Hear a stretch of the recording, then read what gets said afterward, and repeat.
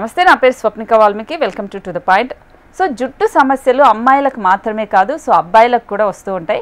నిజం చెప్పాలంటే అబ్బాయిలకు అమ్మాయిల కంటే చాలా భిన్నమైన సమస్యలు ఉంటాయి. అబ్బాయిలకు జుట్టు తక్కువగా పెరుగుతూ ఉంటుంది. సో అందుకే వారి జుట్టు సమస్యలు కూడా చాలా భిన్నంగా ఉంటాయని చెప్పాలి.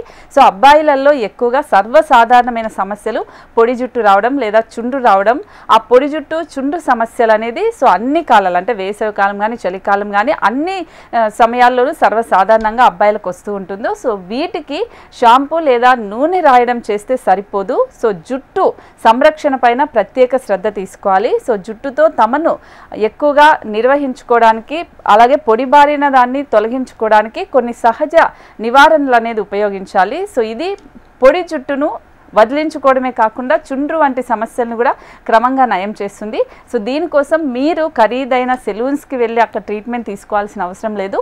సో ఇంట్లోనే ఇప్పుడు నేను చెప్పే చిన్న సింపుల్ టిప్స్ అయితే పాటించండి.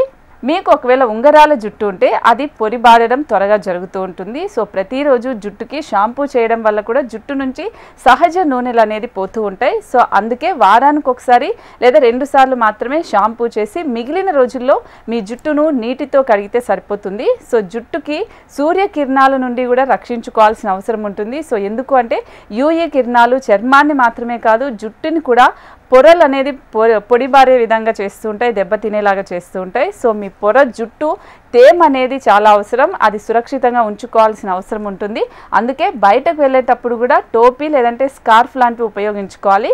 తద్వారా మీ జుట్టు ఎండ నుంచి రక్షించబడుతుంది. సో ఉప్పు లేదా క్లోరిన్ కలిగిన నీరు వినియోగించినా కూడా సో అది నెమ్మదిగా మీ జుట్టుని ఆ జుట్టులో ఉన్న తేమను అయితే తొలగిస్తుంది. సో దీని ప్రభావాలన్నీ తగ్గించడానికి నిమ్మకాయ నీరు లేదంటే యాపిల్ వెనిగర్ అనేది ఉంటుంది. సో దాన్ని మీరు జుట్టుకు పెట్టుకొని శుభ్రం చేసుకుంటే చాలా మంచిది.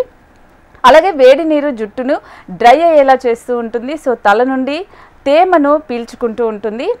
కాబట్టి మీ తల స్నానం ఎప్పుడైనా మీరు తల స్నానం చేసేటప్పుడు ఎల్లప్పుడూ చల్లని లేదా సాధారణ ఉష్ణోగ్రత కలిగిన అంటే మరీ ఎక్కువ వేడి నీళ్ళు కాకుండా మరీ చల్లనీళ్ళు కాకుండా గోరువెచ్చటి నీళ్ళతో తల స్నానం చేయండి.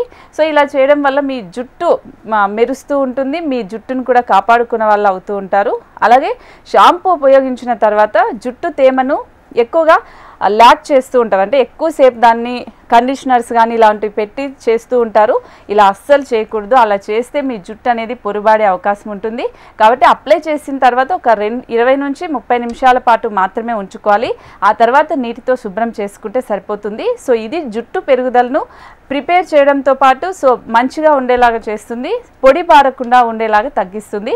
కాబట్టి ఇప్పుడు నేను చెప్పిన ఈ టిప్స్ అన్ని పాటించండి. సో మీకు జన్మలో జుట్టు ఊడటం కానీ లేదా డాండ్రఫ్ రావడం కానీ బట్టతల రావడం కానీ అబ్బాయిల్లో చాలా వరకు తగ్గుతూ ఉంటుంది. కాబట్టి అబ్బాయిలు కూడా జుట్టుకు సంబంధించి కేర్ తీసుకోవాల్సిన అవసరం ఉంటుంది. కాబట్టి తప్పకుండా పాటించండి.